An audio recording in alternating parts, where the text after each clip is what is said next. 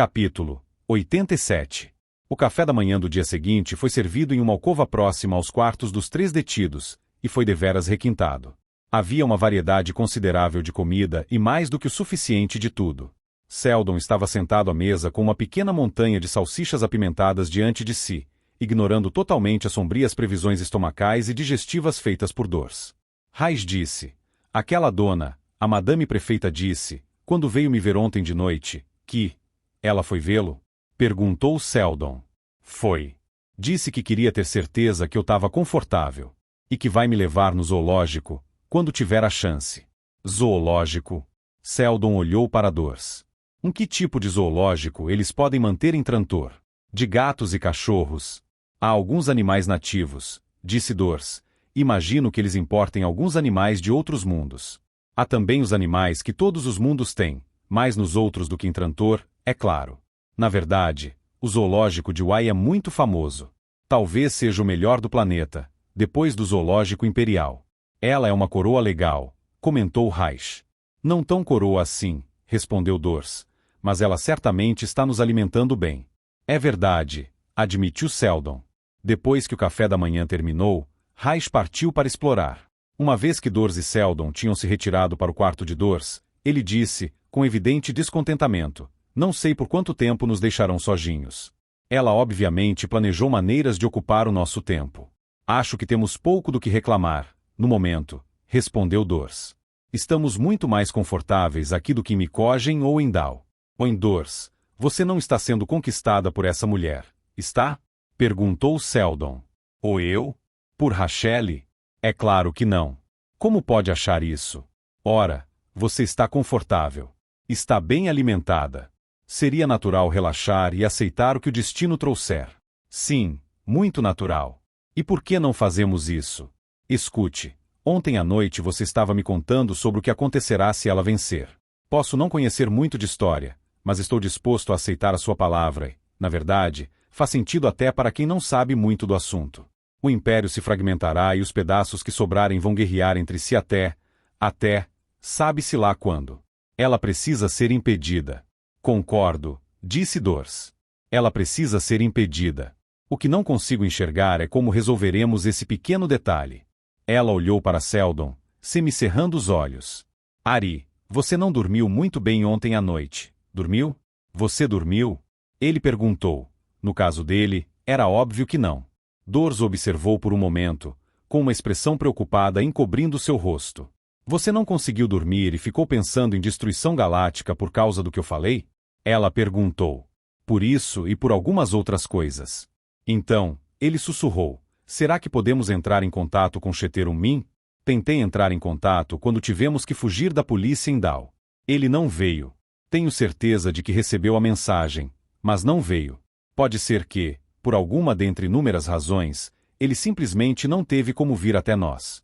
Quando puder, ele virá. Você acha que aconteceu alguma coisa com ele? Não, respondeu Dors. Calma. Acho que não. Como pode saber? A notícia chegaria até mim, de alguma maneira. Estou certa disso. E não veio notícia nenhuma. Não estou tão confiante quanto você sobre tudo isso, disse Seldon, franzindo as sobrancelhas. Aliás, não estou nada confiante. Mesmo que Min viesse, o que ele poderia fazer neste caso? Ele não pode enfrentar o setor Wai inteiro. Se eles têm o melhor exército de Trantor, como diz Rachelle, o que Min poderia fazer contra eles? Discutir isso não tem utilidade. Você acha que consegue convencer Rachelle, martelar na cabeça dela de algum jeito, que você não tem a psicohistória? Tenho certeza de que ela sabe que não tenho e que não terei por muitos anos, se é que isso acontecerá algum dia. Mas ela dirá a todos que eu tenho a psicohistória, e se fizer isso com habilidade suficiente, as pessoas acreditarão nela e acabarão por agir de acordo com o que ela disser que são minhas previsões e anúncios. Mesmo que eu não diga uma palavra. Mas isso certamente leva tempo. Ela não pode construir sua fama da noite para o dia, nem em uma semana.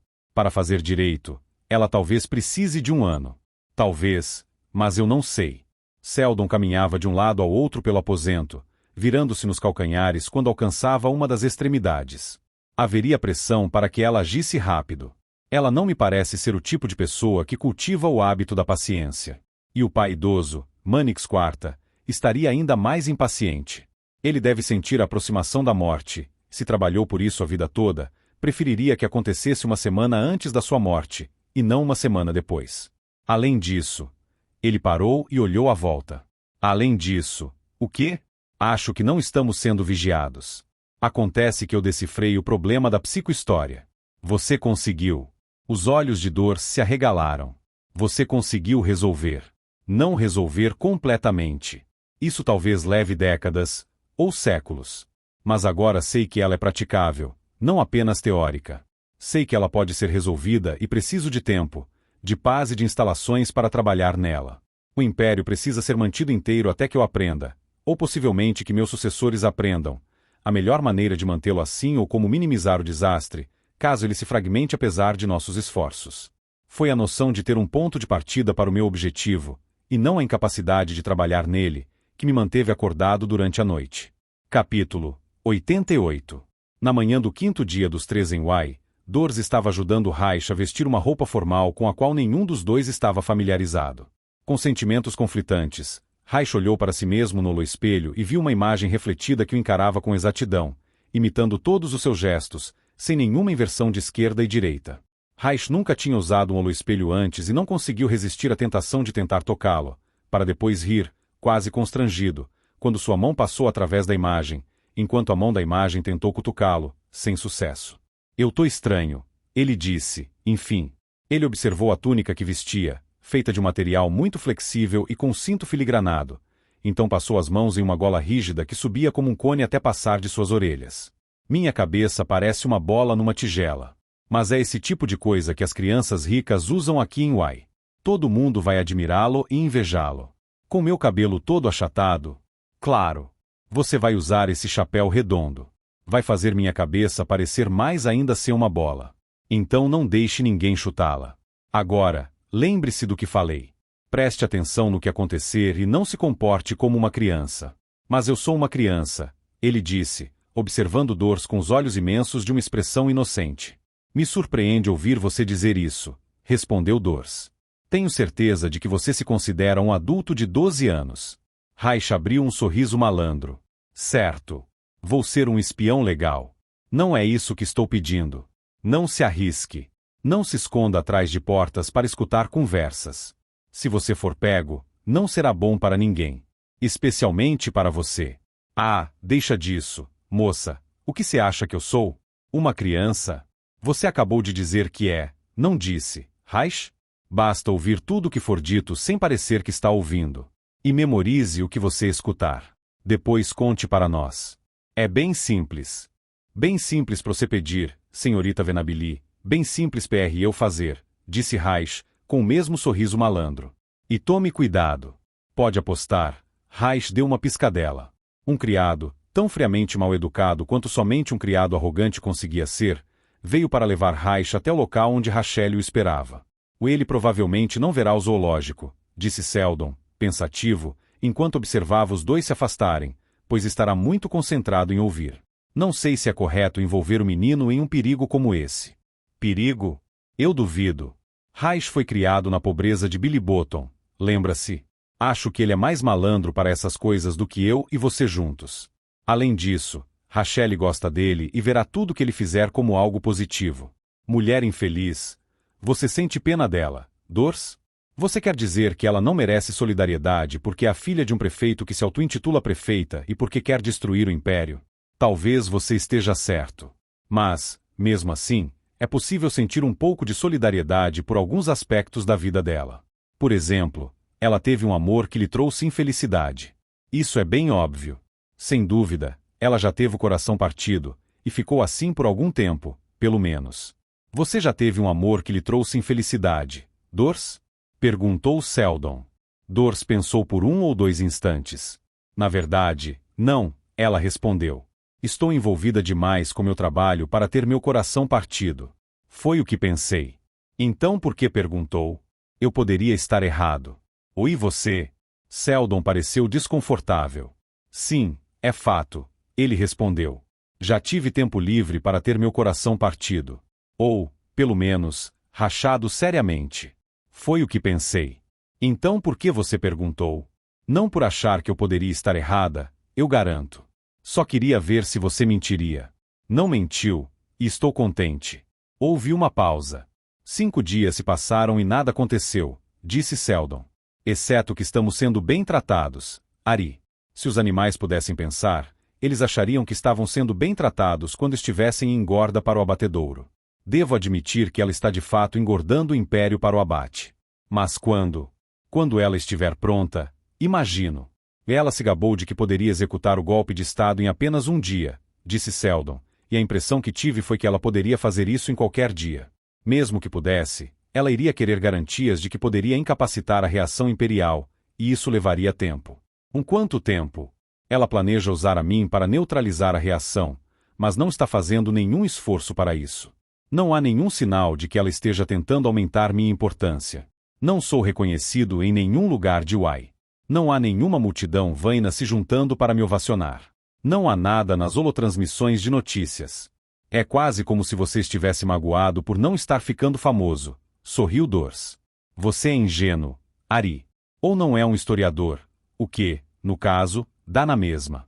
Acho que você deveria ficar mais contente pelo fato de o estudo da psicohistória poder transformá-lo em um historiador do que por salvar o império. Se todos os seres humanos entendessem de história, talvez parassem de repetir os mesmos erros estúpidos, vez após vez. De que forma eu sou ingênuo?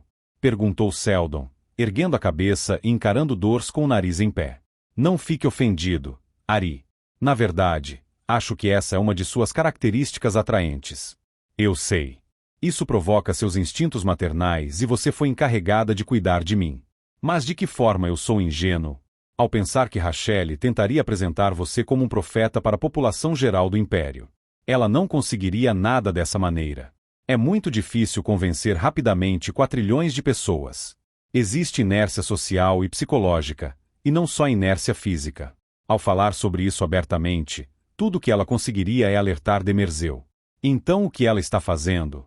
Meu palpite é que essa informação sobre você, propriamente exagerada e glorificada, está sendo revelada para poucas pessoas, em posições cruciais. Para governadores de setores, para almirantes de frotas, para pessoas de influência que ela considera aliadas, ou que, pelo menos, sejam contra o imperador.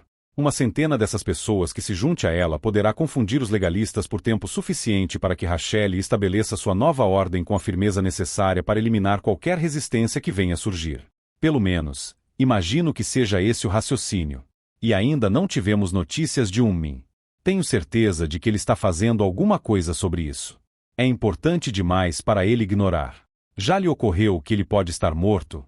É uma possibilidade, mas eu duvido. Se ele tivesse morrido, a notícia chegaria até mim. O aqui? Até mesmo aqui. Seldon ergueu as sobrancelhas, mas não disse nada. Reich voltou no final da tarde, feliz e empolgado, com descrições de macacos e demórios bacarianos. Ele dominou a conversa durante o jantar. Somente depois do jantar, quando estavam nos aposentos reservados para eles, Dors disse: Agora me diga o que aconteceu com a madame prefeita, Reich. Conte qualquer coisa que ela tenha feito ou dito que você acha que nós devemos saber. Uma coisa, respondeu Reich, seu rosto iluminando-se. Aposto que foi por isso que ela não apareceu para jantar.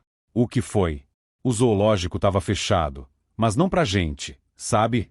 Tinha muitos de nós. Eu, Rachelle e um monte de caras de uniforme e moças com roupas metidas e tudo mais. Então chegou esse cara de uniforme, um cara diferente, que apareceu só naquela hora, que veio no fim e falou alguma coisa baixinho para Rachelle, e ela virou e fez com a mão que todo mundo devia ficar parado e todo mundo ficou.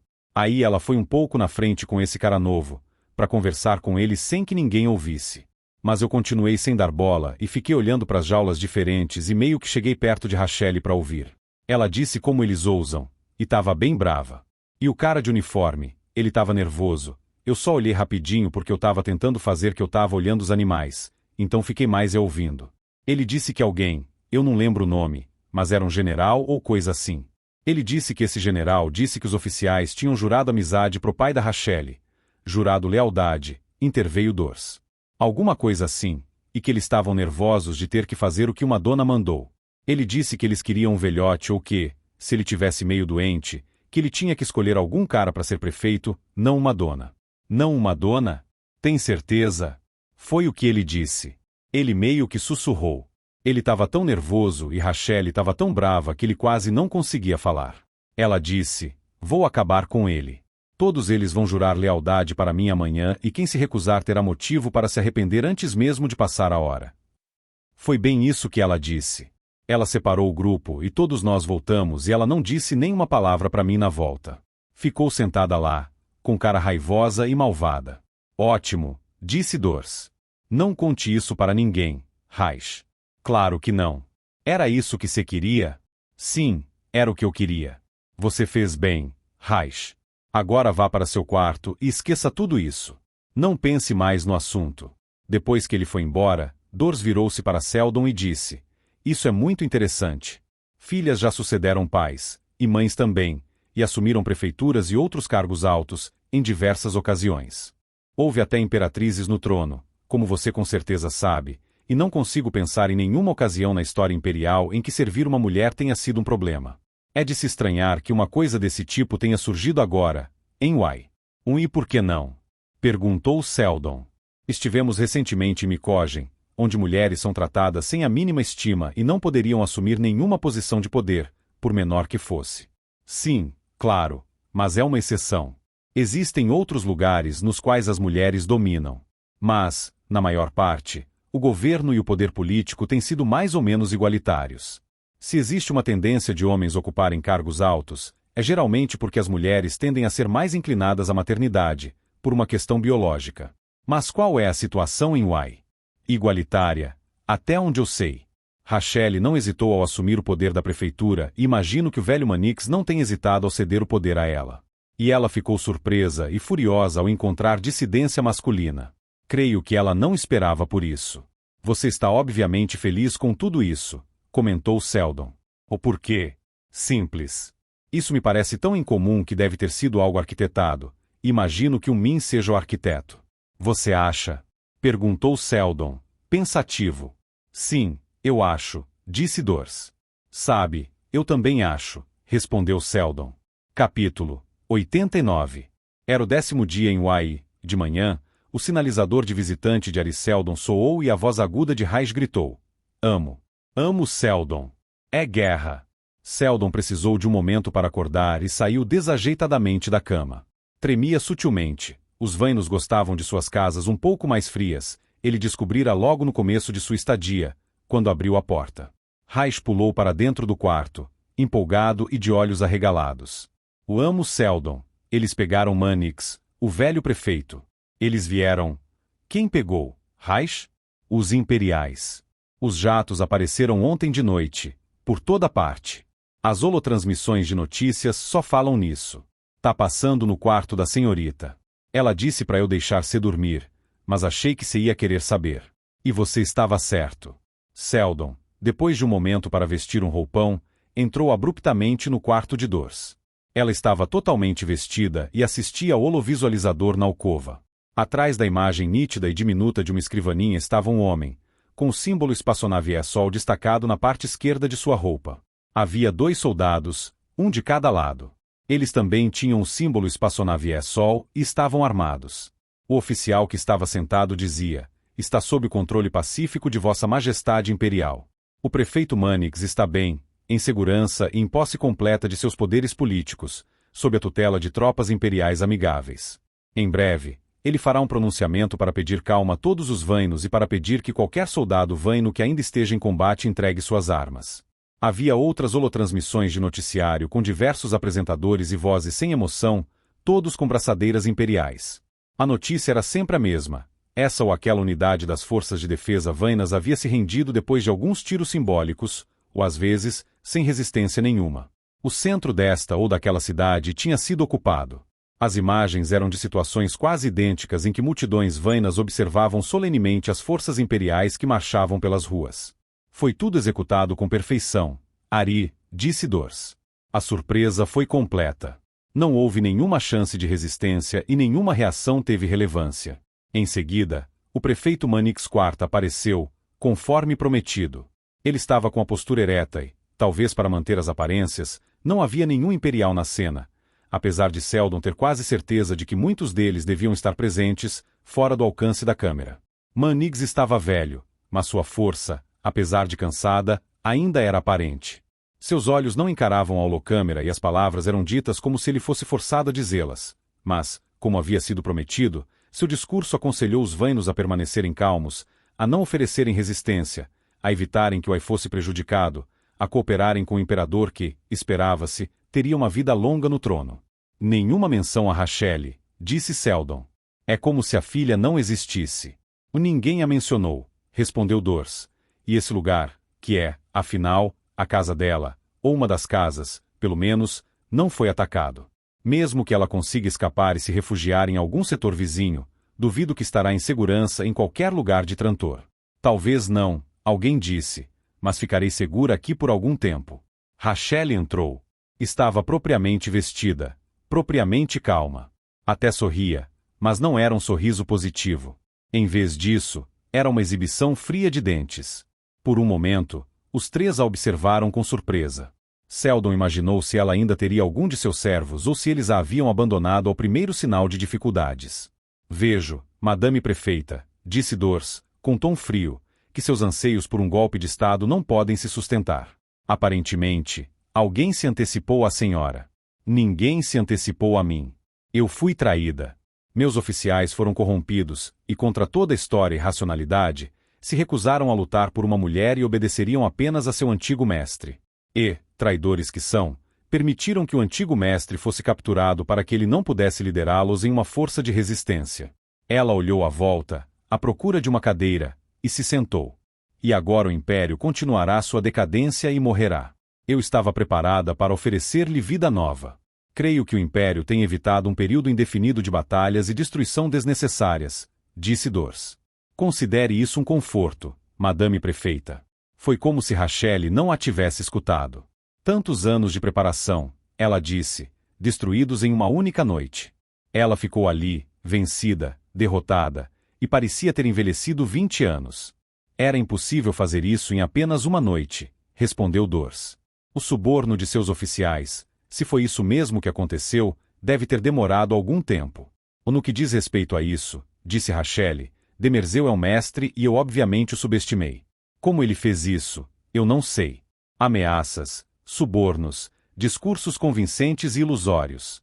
Ele é um mestre na arte da furtividade e da traição. Eu devia ter imaginado. Depois de uma longa pausa, ela continuou. Se tivesse sido uma ofensiva aberta, eu não teria tido nenhuma dificuldade para destruir o que ele lançasse contra nós. Quem poderia imaginar que o ai seria traído, que um juramento de lealdade seria descartado de maneira tão leviana? Mas imagino que o juramento tenha sido feito para o seu pai, e não para você, disse Seldon, com racionalidade automática. Bobagem! Respondeu Rachele, com vigor. Quando meu pai me cedeu o cargo de prefeito, o que estava em seu direito fazer, transferiu automaticamente para mim todos os juramentos de lealdade que tenham sido feitos para ele. Existem inúmeros precedentes para isso. É costume realizar uma cerimônia em que o juramento é repetido para o novo governante, mas é apenas uma questão simbólica, e não um requerimento da lei. Meus oficiais sabem disso, apesar de terem optado por ignorar. Eles usaram meu gênero como uma desculpa porque tremem de medo da vingança imperial, que nunca viria, se eles tivessem sido firmes, ou tremem de ganância pelas recompensas prometidas, que certamente nunca vão receber, se bem conheço Demerzeu. Ela se virou bruscamente na direção de Seldon. Ele quer você, sabia? Demerzeu nos atacou porque quer você. Por que eu? Perguntou Seldon, surpreso. Não seja tolo. Pelos mesmos motivos que eu queria você. Para usá-lo como uma ferramenta, é claro. Ela suspirou. Pelo menos, não fui totalmente traída. Ainda posso contar com alguns soldados leais. Sargento. O sargento Emertaluz entrou com passos suaves e cautelosos, que não pareciam condizer com seu porte. Seu uniforme estava impecável e seu longo bigode loiro estava penteado para formar curvas nas pontas. Madame Prefeita, ele disse, tornando-se de imediato o centro das atenções. Sua aparência dizia que ele ainda era o subalterno impressionante que Ari tinha apontado, um homem que seguia a ordem cegamente, alheio por completo à nova situação e a todas as mudanças ocorridas. Rachele abriu um sorriso triste para Reich. E você, como está, pequeno Reich? Ela perguntou. Eu tinha a intenção de transformá-lo em alguém. Parece que, agora, isso será impossível. Olá, dona. Quer dizer, madame, disse Reich, desconcertado.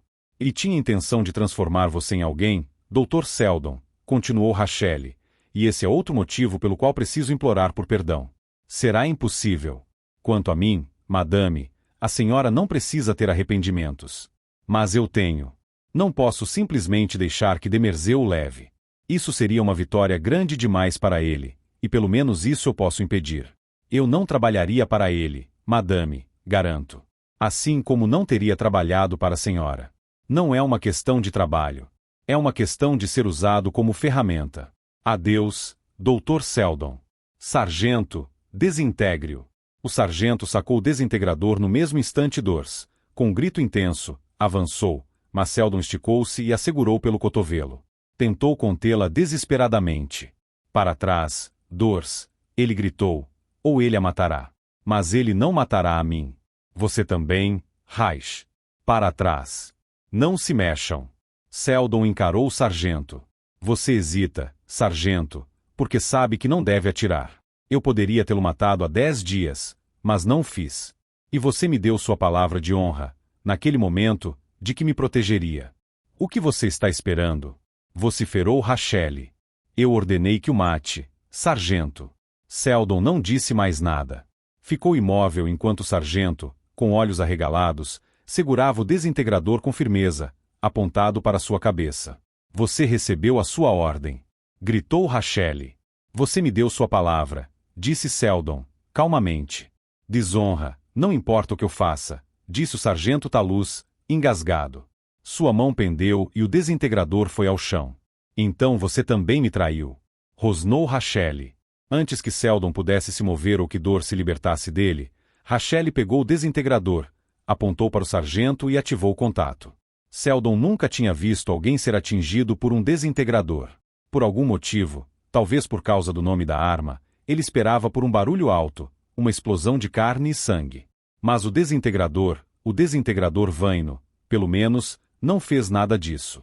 Selden não tinha como avaliar a destruição que a arma causou nos órgãos do peito do sargento, mas, sem nenhuma mudança de expressão, sem nenhum estremecimento de dor, o sargento desfaleceu e caiu, sem dúvida alguma, morto.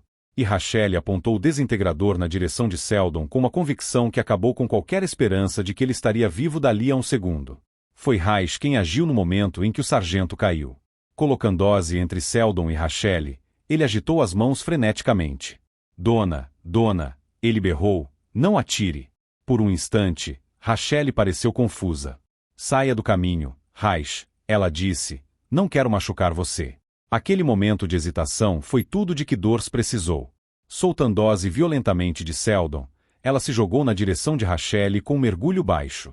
Rachel gritou conforme caiu e o desintegrador foi ao chão mais uma vez. Reich o pegou. Reich, passe isso para mim, disse Selden, exasperado. Mas Reich se afastou. Você não vai matar ela, vai, amo Selden? Ele perguntou. Ela foi legal comigo. Eu não matarei ninguém, Reich, respondeu Selden.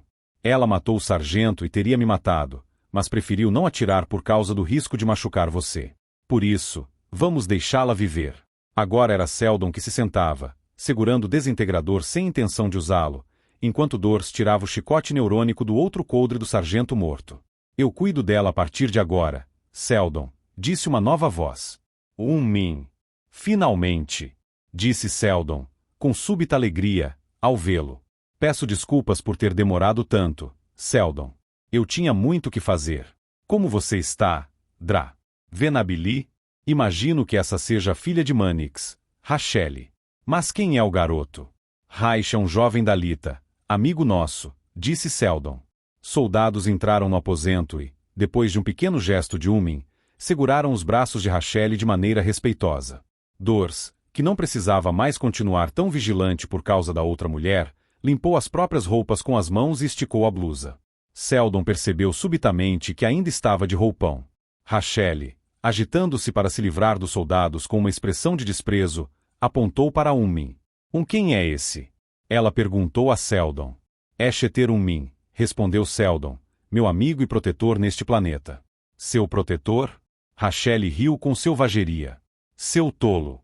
Seu idiota. Esse homem é Demerzel, Se você olhar para o rosto dessa sua Venabili, verá que ela tem perfeita consciência disso. Você foi manipulado esse tempo todo, muito mais do que o período em que esteve comigo. Capítulo 90. Naquele dia, Min e Seldon almoçaram juntos, sem ninguém por perto, com uma cortina de silêncio entre os dois durante a maior parte da refeição. Foi no final que Seldon ficou inquieto e, com um tom animado, disse: "E então, como devo me referir a você? Ainda penso em você como Cheter Min, mas, mesmo que aceite sua outra personalidade, com certeza não conseguirei chamá-lo de Eto Demerzeu. Seu cargo deve ter algum título e não sei qual é o termo apropriado. Instrua-me." "Se você não se importar", respondeu o outro, com seriedade, "pode me chamar de Min. Ou Cheter." "Sim, eu sou Eto Demerzeu, mas, em respeito a você, eu sou Min. Na verdade, não há distinção entre os dois. Eu contei a você que o Império está falhando, em decadência. Creio que essa é a verdade, nos dois papéis. Eu contei a você que quero a psicohistória como uma forma de prevenir esse fracasso e essa decadência ou como uma forma de trazer renovação e revigoramento, caso o fracasso e a decadência sejam inevitáveis. Acredito nisso nos dois papéis também. Mas eu estive ao seu alcance. Imagino que você espreitava nas proximidades quando fui ao meu encontro com Vossa Majestade Imperial. Ou com Cleon. Sim, é claro. E poderia ter conversado comigo naquela ocasião, exatamente da mesma maneira que fez mais tarde, como Min. E teria conseguido o quê? Como Demerzeu, tenho deveres imensos. Preciso lidar com Cleon, um governante bem-intencionado, mas não muito competente. Dentro do possível, devo impedi-lo de cometer erros. Preciso também fazer a minha parte pelo governo de Trantor e pelo Império. E, como pode ver, precisei dedicar muito tempo para impedir que o agisse de forma prejudicial. Sim, eu sei, murmurou Seldon. Não foi fácil e eu quase não consegui. Passei anos enfrentando Mannix com muita cautela, aprendendo a maneira como ele pensa e planejando contra-ataques para todas as suas estratégias. Em nenhum momento imaginei que ele cederia, em vida, seus poderes à filha. Eu não tinha estudado Rachelle e não estava preparado para a completa falta de cuidado que ela demonstrou. Diferentemente do pai, ela cresceu considerando o poder uma prerrogativa e não tinha noções claras de suas limitações. Dessa maneira, ela chegou até você e me forçou a agir antes que eu estivesse pronto. O resultado disso foi que você quase me perdeu. Por 2 vezes estive sob a mira de um desintegrador. Eu sei, disse Min, concordando com a cabeça. E podíamos tê-lo perdido também na superfície exterior. Outro acidente que não pude prever. Mas você não respondeu à minha pergunta. Por que me fez correr por toda a extensão de Trantor para escapar de Demerzeu, se você mesmo é Demerzeu? Você disse a Cleon que a psicohistória era um conceito puramente teórico, uma espécie de jogo matemático que não tinha nenhum sentido prático. Talvez fosse mesmo, mas, se eu tivesse abordado você em caráter oficial, tinha certeza de que você teria apenas insistido nisso. Ainda assim, fiquei interessado pelo conceito da psicohistória. Imaginei que talvez não fosse apenas um jogo de cálculos. Você precisa entender que eu não queria simplesmente usar você. Eu quero uma psicohistória real e praticável. Por isso eu fiz correr por toda a extensão de Trantor, como você mesmo diz, com o temível Demerzeu à espreita o tempo todo. Senti que isso faria sua mente se concentrar de maneira poderosa. Faria a psicohistória ser algo estimulante, muito mais do que um jogo matemático. Você tentaria desvendá-la por Min, o sincero idealista, o que não teria feito por Demerzeu, o lacaio imperial. Além disso, você teria um vislumbre dos vários aspectos de Trantor e isso também seria útil. Certamente mais útil do que viver em uma torre de marfim em um planeta distante, cercado apenas por colegas matemáticos. Eu tinha razão?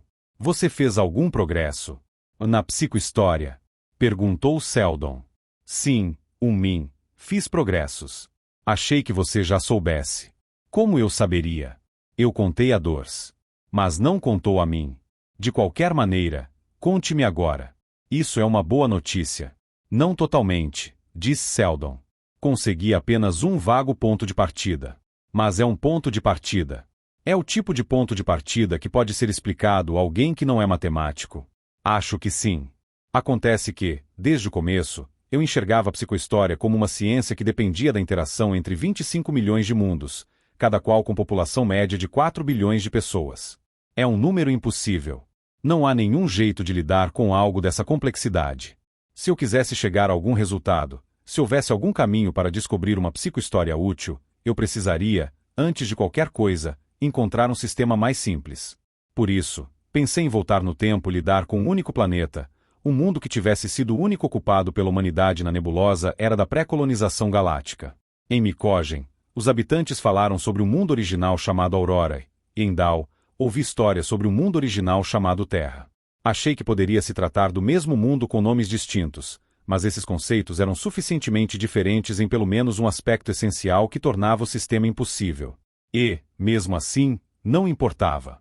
Havia tão pouca informação sobre cada um, e esse pouco era tão deturpado por mitos e lendas, que não havia nenhuma esperança de usar a psicohistória com eles. Ele parou para beber seu suco gelado, mantendo os olhos firmes no rosto de Unmin. E então? O que aconteceu? Disse Unmin. Nesse meio tempo, Dors tinha me contado um caso que chamo de o caso da mão na coxa. Por si só, era algo sem importância nenhuma, apenas uma história bem-humorada e totalmente trivial. Mas o resultado disso foi que Dors mencionou os diferentes costumes relacionados a sexo em vários mundos e em vários setores de Trantor. Ocorreu-me que ela havia se referido aos diversos setores trantorianos como se fossem mundos separados. Pensei a esmo que não eram apenas 25 milhões de mundos diferentes para lidar, mas sim 25 milhões de mundos diferentes mais 800. Parecia uma diferença banal, portanto me esqueci disso e não pensei mais no assunto. Entretanto, conforme viajei do setor imperial até Strelin, depois a Mycógen, a Dal e a Wai, pude observar por conta própria como os setores são diferentes entre si. A noção de Trantor como um complexo de mundos, e não como um único mundo, ficou mais forte, mas eu ainda não enxergava a questão crucial. Somente quando escutei Rachelle, no final das contas, foi bom eu ter sido capturado por Wai e foi bom que a impulsividade de Rachelle tenha feito com que ela concebesse as maquinações grandiosas que contou a mim.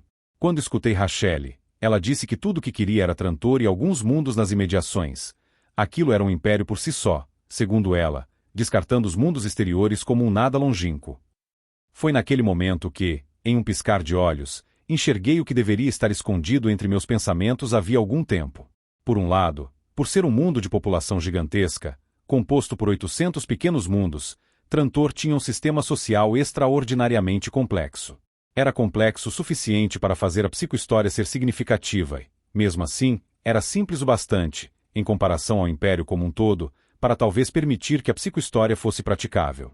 E os mundos exteriores, todos os 25 milhões, são o nada longínquo.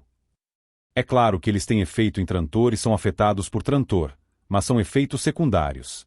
Se eu puder fazer a psicohistória funcionar como uma primeira aproximação, apenas para Trantor, os efeitos secundários dos mundos exteriores poderiam ser acrescentados como modificações posteriores. Entende o que quero dizer? Eu estava em busca de um único mundo para estabelecer uma versão praticável da ciência da psicohistória e o procurava no passado, quando, o tempo todo, o mundo único que eu queria estava bem debaixo dos meus pés, no presente. É incrível! Exclamou Unmin, com alívio e satisfação evidentes. Mas tudo ainda precisa ser feito, Unmin. Preciso estudar Trantor detalhadamente. Preciso elaborar os cálculos necessários para lidar com o planeta. Se eu tiver sorte e viver uma vida longa, talvez encontre as respostas antes de morrer. Se não for o caso, meus sucessores precisarão assumir meu trabalho. É possível que o Império tenha ruído e se fragmentado antes que a psicohistória se torne uma técnica útil. Farei tudo o que puder para ajudá-lo. Eu sei, respondeu Seldon. Então você confia em mim, apesar de eu ser Demerzeu? Completamente. Absolutamente. Mas apenas porque você não é Demerzeu. Mas eu sou, insistiu Unmin. Não, não é. Sua persona no papel de Demerzeu é tão distante da verdade quanto sua persona no papel de Unmin. O que quer dizer? Unmin arregalou os olhos e se distanciou sutilmente de Seldon. Quero dizer que você provavelmente escolheu o nome Unmin por causa de uma sensação deturpada do que seria adequado. Unmin é uma variação de humano, não é? Unmin não respondeu. Ele continuou a encarar Seldon. Por que você não é humano, não é mesmo, Unmin Demerzeu? Disse Seldon, finalmente. Você é um robô. Dors. Seldon. Ari. É frequente relacionar Ari Seldon apenas com a psicohistória, e tratá-lo apenas como um matemático, como a personificação de mudanças sociais. Não há dúvida de que ele mesmo encorajou tal raciocínio, pois não ofereceu explicações ou sugestões de como decifrou os inúmeros problemas da psicohistória em nenhum trecho de seus ensaios. Segundo o que nos diz, seus grandes saltos de raciocínio aconteceram sem motivações externas. Ele tampouco menciona os becos sem saída com os quais deparou ou as linhas de raciocínio equivocadas que talvez tenha seguido. Informações sobre sua vida privada são uma página em branco. No que diz respeito a pais e irmãos, conhecemos somente alguns poucos dados. Sabe-se que seu único filho, Reich Seldon, foi adotado, mas como isso ocorreu é um mistério. No que diz respeito à sua esposa, sabemos apenas que ela existiu. É evidente que Seldon queria ser uma incógnita, exceto quando o assunto era psicohistória. É como se ele acreditasse, ou quisesse que os outros acreditassem, que era apenas um psicohistoriador, e nada mais. Enciclopédia Galáctica. Capítulo 91. Min permaneceu sentado, calmo, sem mexer um músculo, ainda encarando Seldon, que, por sua vez, esperou. Era Min, pensou Seldon, que deveria falar a seguir. Um robô? Eu? Foi o que Min, enfim, disse. Imagino que você se refira a robô como um ser artificial como aquele que você viu no Sacratorium de Mycogem. Não exatamente como aquele, respondeu Seldon. Não feito de metal? Não lustroso? Não um simulacro sem vida? Perguntou Min, sem nenhum traço de humor. Oi não. Uma vida artificial não precisa necessariamente ser feita de metal. Estou falando de um robô cuja aparência é indistinguível de um ser humano. Se é indistinguível, Ari, como você pode distinguir? Não pela aparência. Explique. Como lhe contei, Min, durante a minha fuga de você no papel de Demerseu, ouvi falar sobre dois mundos antigos, Aurora e Terra. Cada um deles era referido como o primeiro mundo ou o único mundo. Em ambos os casos, robôs foram mencionados, mas com uma diferença. Pensativo, Seldon encarou o homem à sua frente, imaginando se ele daria algum tipo de sinal de que era menos humano, ou mais do que humano. Ele continuou. Quando o assunto era Aurora, um robô era citado como um renegado, um traidor, alguém que tinha traído a causa. Quando o assunto era Terra, um robô era citado como um herói, alguém que representava a salvação. Seria demais supor que se tratava do mesmo robô? E se tratava? Murmurou Min. O que pensei, Min, foi o seguinte. Terra e Aurora eram dois mundos distintos que coexistiram. Não sei qual precedeu qual. Segundo a arrogância e o senso de superioridade consciente dos micogenianos, eu poderia supor que Aurora era o mundo original e que eles desprezavam os terráqueos, seus derivados ou degenerados. Por outro lado, Mãe Rita, que me contou sobre a Terra, estava convencida de que a Terra era o lar original da humanidade. Certamente, a existência restrita e isolada dos micogenianos em uma galáxia de 4 trilhões de pessoas que não compartilham do inusitado ethos micogeniano pode significar que a Terra era, de fato, a origem, e que a Aurora era ramificação aberrante. Não posso ter certeza, mas exponho meu raciocínio para que você entenda minha conclusão.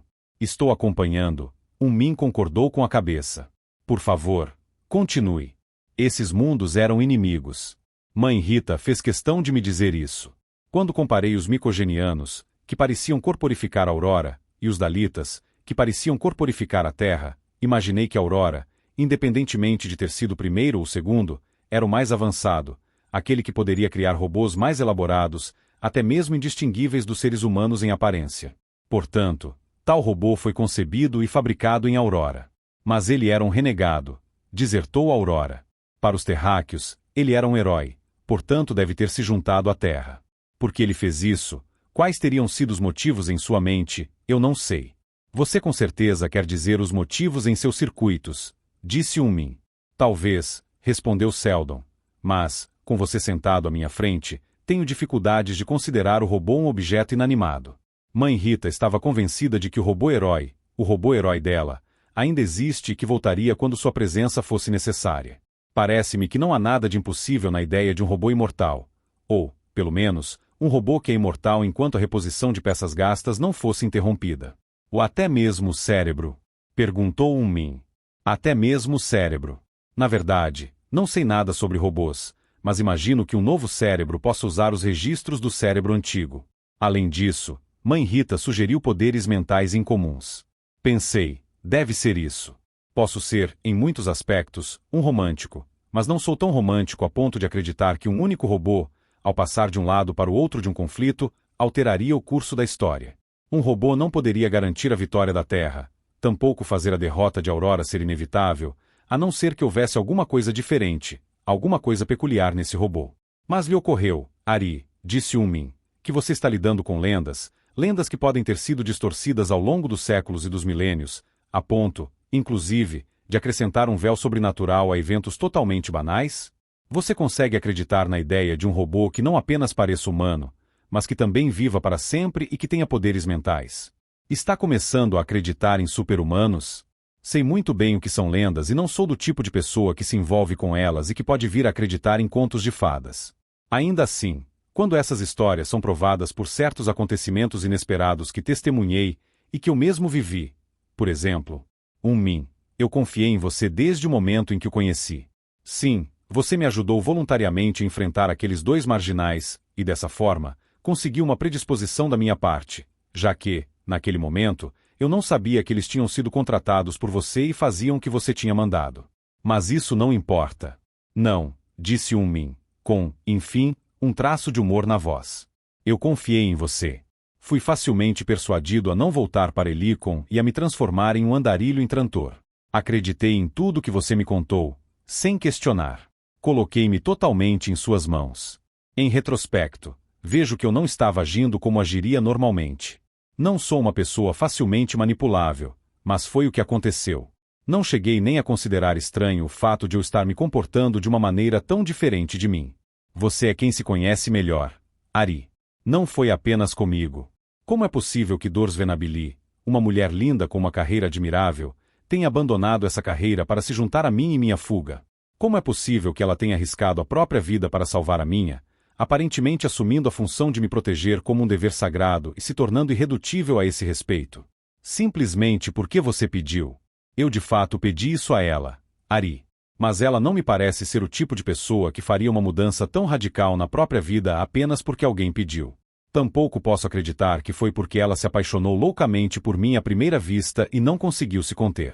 De certa maneira, era o que eu gostaria que tivesse acontecido, mas ela me parece em pleno domínio de suas emoções. Mais do que eu em relação a ela. Digo isso com toda sinceridade. Ela é uma mulher maravilhosa, disse Unmin. Não posso condená-lo por isso. E também Mestre Solar 14, continuou Seldon, um monstro de arrogância que lidera um povo totalmente resoluto em suas próprias pretensões. Como é possível que ele tenha se disposto a aceitar tribalistas como eu e Dors e nos tratar da melhor maneira que os micogenianos poderiam tratar alguém? E, depois de desobedecermos a todas as regras, de cometermos todos os sacrilégios, como foi possível você persuadi-lo a nos deixar ir? Como foi que conseguiu convencer os Tissalver, com todos aqueles preconceitos mesquinhos, a nos abrigarem? Como consegue estar em casa em todos os lugares do mundo, ser amigo de todos e influenciar cada uma dessas pessoas, independentemente de tantas características individuais? Aliás, como você consegue manipular Cleon? E, mesmo que ele seja visto como flexível e facilmente manipulável, como conseguiu lidar com o pai dele, que, de acordo com os registros, era um tirano brutal e arbitrário? Como conseguiu tudo isso? E, acima de tudo, como é possível que Manix IV, de Wai, tenha passado décadas construindo um exército sem igual, treinado para ser proficiente em todos os quesitos, mas que se desfez quando sua filha tentou usá-lo? Como você conseguiu persuadir todos eles a fazer o papel de renegados, como você fez no passado? Será que isso não significa apenas que sou uma pessoa de tato, disse Unmin, acostumada a lidar com gente de tipos diferentes, em posição de fazer favores para figuras cruciais e em posição de fazer ainda mais favores no futuro? Eu diria que nada do que fiz requer uma explicação sobrenatural. Nada. Nem mesmo a neutralização do exército Vaino. Eles não queriam obedecer a uma mulher. Eles deviam saber há anos que, no momento em que Manix cedesse seus poderes ou no momento em que ele morresse, Rachelle seria a nova prefeita. Mas não demonstraram nenhum sinal de descontentamento até que você achou necessário que eles demonstrassem. Certa vez, Dors o descreveu como um homem muito persuasivo. E você é mais persuasivo do que qualquer homem poderia ser. Mas você não é mais persuasivo do que um robô imortal com estranhos poderes mentais poderia ser. Então, Unmin? O que você espera de mim, Ari? Perguntou Unmin. Espera que eu admita ser um robô? Que apenas pareço um ser humano? Que sou imortal? Que sou um prodígio mental? Seldon inclinou-se na direção de Unmin, sentado do lado oposto da mesa. Sim, Unmin, é o que espero, ele disse. Espero que você me diga a verdade e suspeito que o que acabou de delinear é a verdade. Você, Unmin, é o robô que Mãe Rita chamou de Danei, amigo de Beali. Você precisa admitir. Não tem escolha. Capítulo 92. Era como se eles estivessem em um pequeno universo só deles.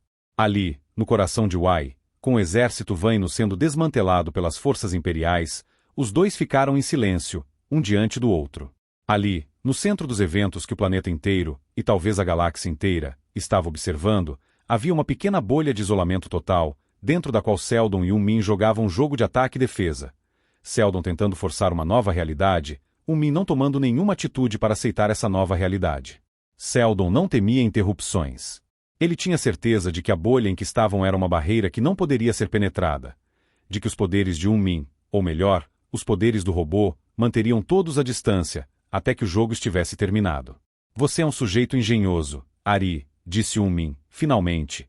Mas não consigo entender por que devo admitir que sou um robô e por que não tenho escolha.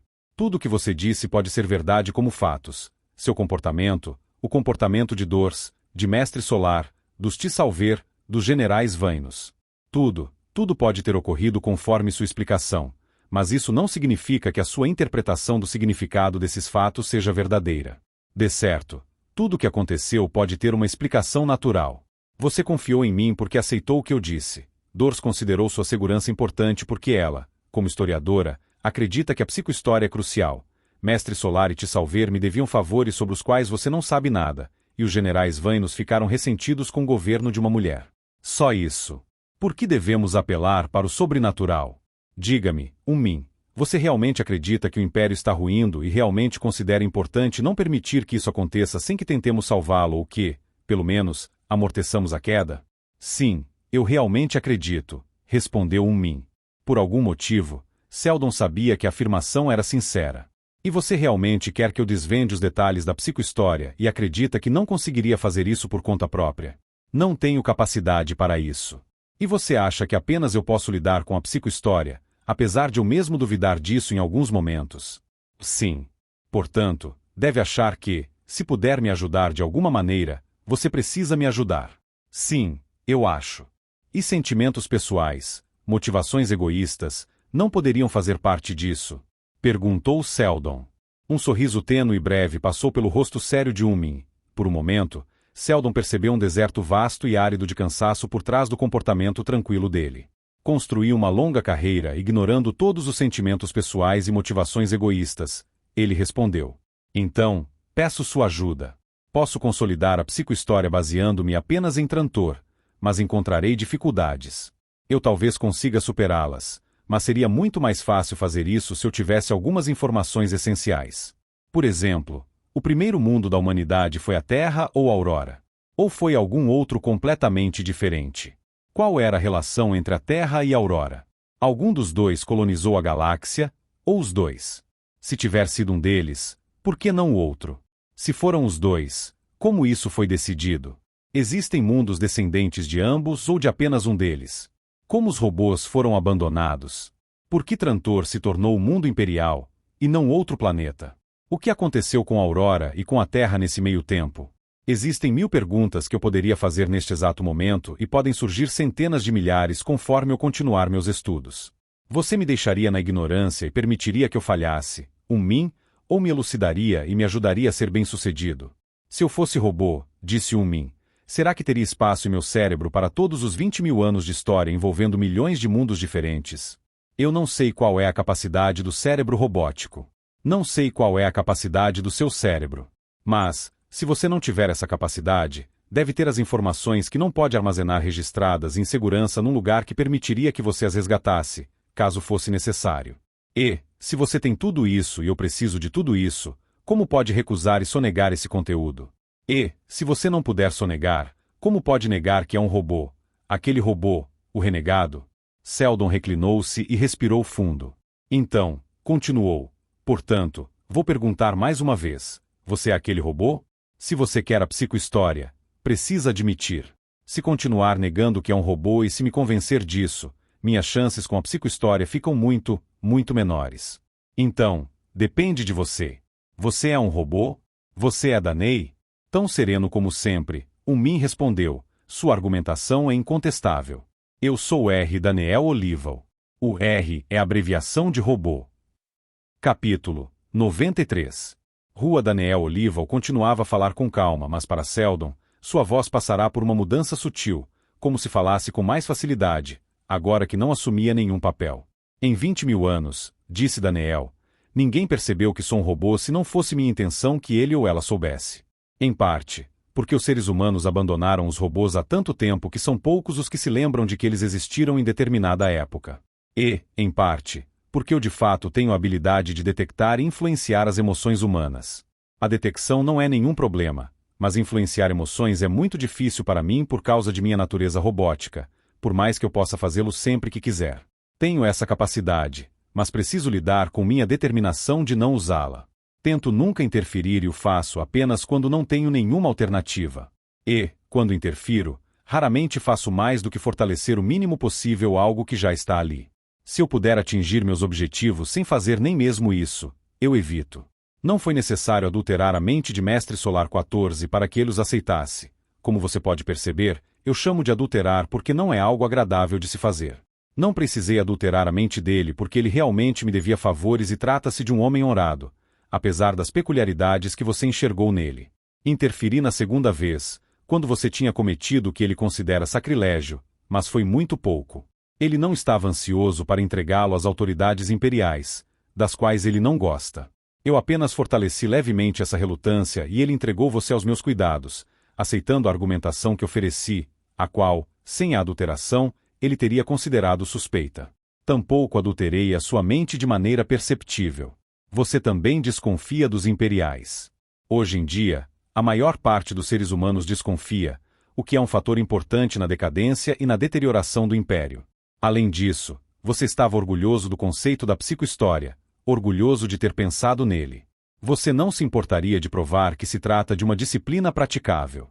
Isso teria alimentado ainda mais o seu orgulho. Desculpe-me, mestre robô, Seldon franziu as sobrancelhas, mas eu não diria que sou esse monstro de orgulho. Você não é um monstro de orgulho, de jeito nenhum, respondeu Daniel, serenamente. Você tem plena consciência de que ser motivado por orgulho não é admirável nem útil, então tenta reprimir essa motivação. Mas você também não concordaria que é motivado apenas pelas batidas do seu coração. Não pode negar nenhum desses dois fatos. Apesar de esconder seu orgulho de si mesmo em nome da tranquilidade emocional, não consegue escondê-lo de mim. Isso está aí, por mais cuidadosamente que você o esconda. Tudo o que precisei fazer foi dar um leve toque de fortalecimento e você estava pronto para tomar medidas a fim de se esconder de Demerzeu, medidas que teria recusado no instante anterior. E você estava ansioso para desenvolver a psicohistória com uma intensidade que, no instante anterior, teria desprezado. Não vi necessidade de mexer em mais nada e, por isso, você conseguiu deduzir o fato de eu ser um robô. Se eu tivesse previsto essa possibilidade, talvez pudesse ter impedido, mas minha capacidade de prever e minhas habilidades não são infinitas. E não lamento ter falhado, pois os argumentos que você apresentou são bons e é importante que você saiba quem eu sou e que eu use o que sou para ajudá-lo. Emoções, meu caro Seldon, são um poderoso motivador para a ação humana, muito mais poderoso do que os seres humanos imaginam. Você não tem ideia do tremendo efeito que um simples ajuste pode ter, e de como eu reluto em fazer isso. Seldon estava com a respiração pesada, tentando se enxergar como um homem motivado pelo orgulho, e detestando a imagem. Por que você reluta? Ele perguntou. Porque é muito fácil exagerar. Precisei impedir que Rachel convertesse o império em uma anarquia feudal. Eu poderia ter moldado mentes mais rapidamente e o resultado teria sido uma revolução sangrenta. Homens são homens, e a maioria dos generais vainos é homem. Na verdade, não é preciso muito para gerar nos homens medo e insegurança em relação às mulheres. Talvez seja uma questão biológica que eu, como robô, não posso compreender por completo. Tudo o que precisei fazer foi fortalecer esse sentimento para causar um colapso nos planos dela. Se eu tivesse exagerado um mero milímetro, teria perdido o que queria, uma tomada de posse sem derramamento de sangue. Meu objetivo era que eles não resistissem quando meus soldados chegassem. Daniel parou de falar, como se estivesse escolhendo as palavras. Não quero entrar em detalhes sobre meu cérebro positrônico, pois é algo além da minha compreensão, apesar de que talvez não seja algo além da sua compreensão, se você se dedicar o suficiente para entendê-lo. De qualquer forma, sou governado pelas 3 leis da robótica, que são, ou eram, há muito tempo, explicadas tradicionalmente pelas seguintes palavras. Primeira lei. Um robô não pode ferir um ser humano ou, por inação, permitir que um ser humano venha a ser ferido. Segunda lei. Um robô deve obedecer às ordens dadas por seres humanos, exceto nos casos em que tais ordens entrem em conflito com a primeira lei. Terceira lei. Um robô deve proteger sua própria existência, desde que tal proteção não entre em conflito com a primeira ou com a segunda lei. Porém, 20.000 anos atrás, eu tive um amigo. Outro robô. Diferente de mim. Ele não seria confundido com um ser humano, mas era ele que tinha os poderes mentais e foi através dele que adquiri os meus. Para ele, deveria existir uma regra ainda mais abrangente do que as 3 leis. Ele a chamou de Lei Zero, pois zero vem antes de 1. É a seguinte: um robô não pode ferir a humanidade nem deixar, por inação, que a humanidade seja ferida. Assim, a primeira lei deve ser retificada para um robô não pode ferir um ser humano nem deixar, por inação, que um ser humano seja ferido, exceto nos casos que entrem em conflito com a Lei Zero. E as outras leis devem ser modificadas da mesma maneira. Entende? Daniel observou Seldon com atenção. Entendo, respondeu Seldon. O problema, Ari, continuou Daniel, é que um ser humano é fácil de identificar. Posso apontar para um. É fácil reconhecer o que pode e o que não pode ferir um ser humano. Ou, pelo menos, é relativamente fácil. Mas o que é a humanidade? Apontamos para o que quando falamos de humanidade? E como podemos definir o que é prejudicial para ela? Quando é que determinada linha de ação faz o bem pela humanidade como um todo em vez de prejudicá-la? E como podemos saber? O primeiro robô a considerar a Lei Zero morreu, acabou permanentemente desativado, porque foi forçado a tomar uma atitude que, em seu raciocínio, salvaria a humanidade, mas ele não tinha como ter certeza se ela realmente salvaria a humanidade. Quando ele foi desativado, me deixou responsável pela galáxia. Desde então, é o que venho tentando. Interferi o mínimo possível e confiei nos próprios seres humanos para julgar o que era para o bem. Eles podiam arriscar. Eu não. Eles podiam falhar. Eu não ousaria. Eles podiam causar danos involuntários. Eu seria automaticamente desativado, se o fizesse. A Lei Zero não tem margem para danos involuntários. Porém, em certos momentos fui forçado a tomar atitudes. O fato de eu ainda estar em funcionamento mostra que minhas ações foram moderadas e sutis.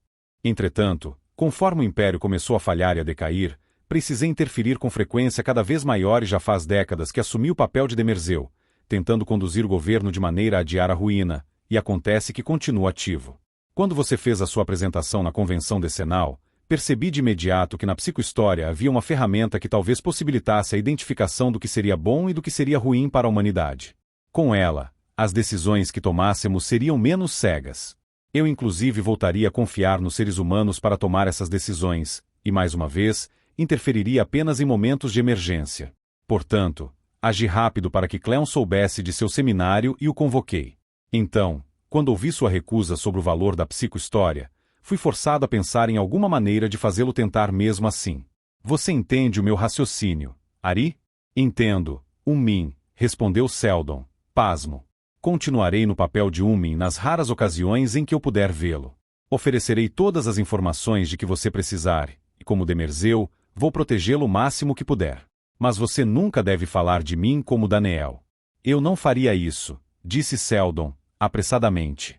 Eu preciso de sua ajuda e estragaria tudo se eu atrapalhasse os seus planos.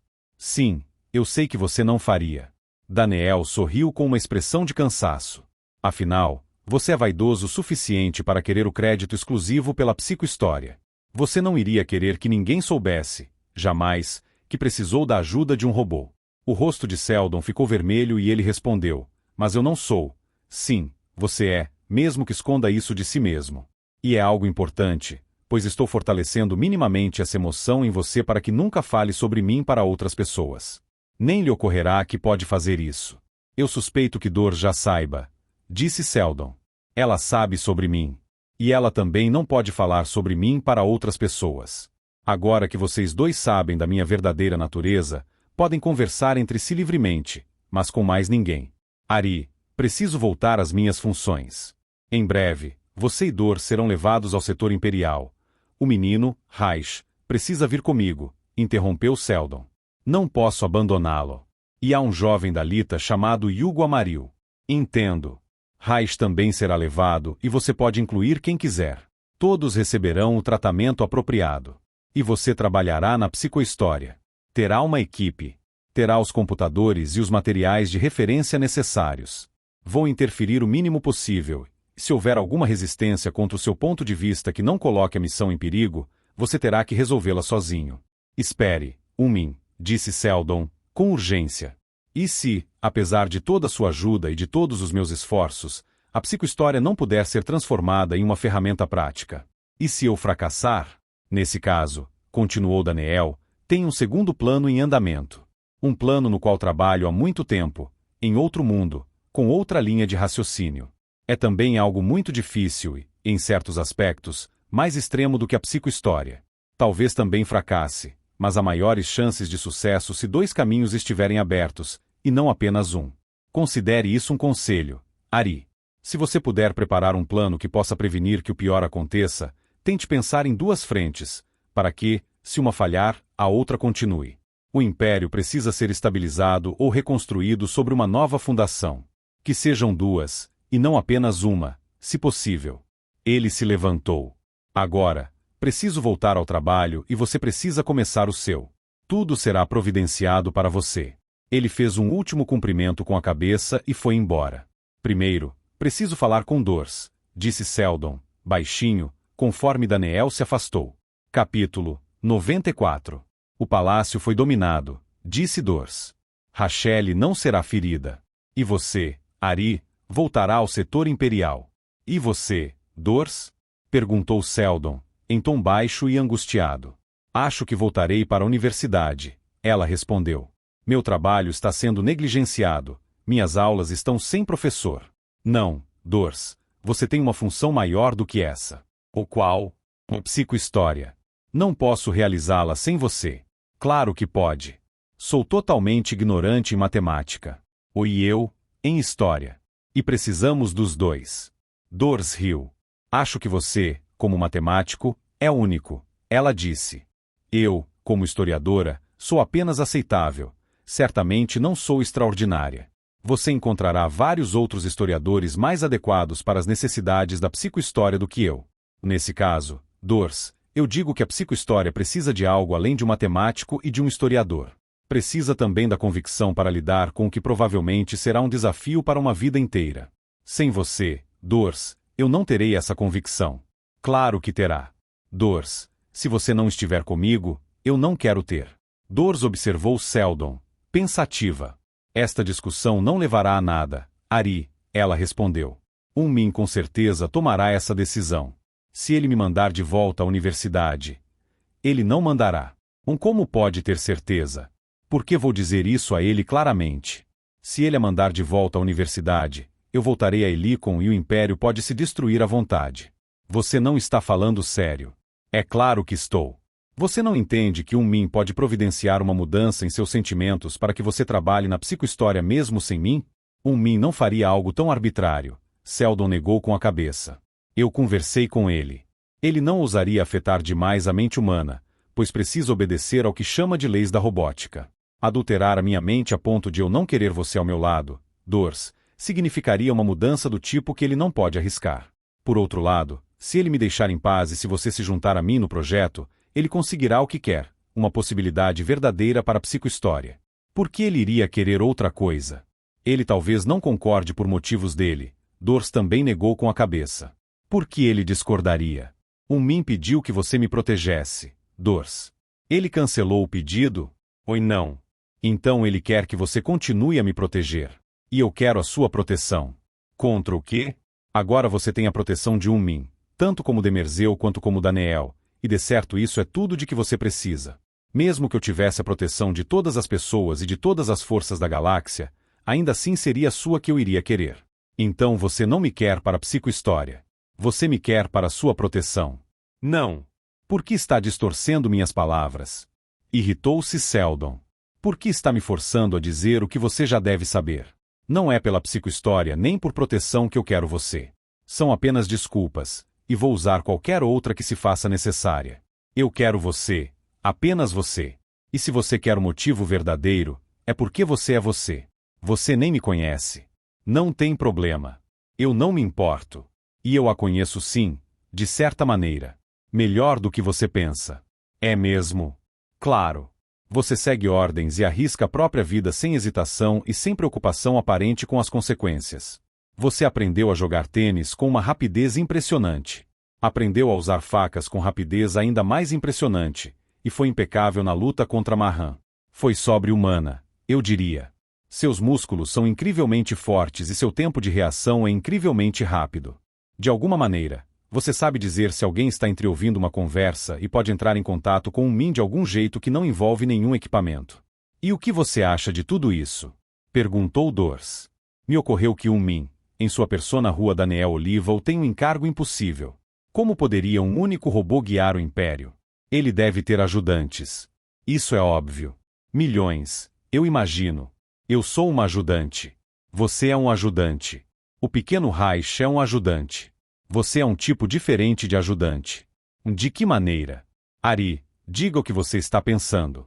Se você escutar a si mesmo falando, perceberá como isso é uma loucura. Seldon olhou intensamente para Dors e, em tom baixo, respondeu: Eu não vou dizer, porque eu não me importo. Não mesmo? Quer me aceitar do jeito que sou? Eu a aceitarei da maneira que for necessária. Você é Dors, e independentemente do que mais seja, não quero nada em todo o universo além de você. Ari, disse Dors, serenamente, eu quero seu bem por ser o que sou, mas acho que, mesmo se eu não fosse o que sou, ainda iria querer o seu bem. E não acho que eu seja boa para você. Boa ou ruim, eu não me importo. Seldon olhou para o chão conforme deu alguns passos, pensando no que diria a seguir. Dors, você já foi beijada? É claro que sim, Ari. É um elemento social da vida e eu vivo em sociedade. Não. Quero dizer, você já foi realmente beijada por um homem? Apaixonadamente. Ora, sim, Ari, já fui. Você gostou? Dors hesitou. Quando beijei desse jeito, ela respondeu, gostei mais do que teria gostado de decepcionar algum rapaz por quem eu me importava, alguém cuja amizade tinha algum significado para mim. Dors ficou com o rosto vermelho e desviou os olhos. Por favor, Ari, pare. Isso é difícil de explicar. Mas Ari, agora mais determinado do que nunca, insistiu. Então você beijou pelos motivos errados. Para evitar mágoas. Talvez todo mundo faça, de certa forma. Seldon pensou no que ela disse por um momento. Então, repentinamente, perguntou, você já pediu para ser beijada? Dors ficou em silêncio, como se pensasse sobre sua vida em retrospecto. Não, ela respondeu. Ou desejou ser beijada de novo, depois da primeira vez? Ou não. Você já dormiu com um homem? Ele perguntou com calma e desespero. Claro que sim. Eu já disse. Essas coisas fazem parte da vida. Ari agarrou os ombros de Dors como se fosse sacudi-la. Mas você já sentiu desejo? Ele perguntou. Necessidade desse tipo de proximidade com uma pessoa especial? Dors, você já amou? Dors ergueu os olhos lentamente, quase com tristeza, e encontrou os olhos de Seldon. Sinto muito, Ari, mas não.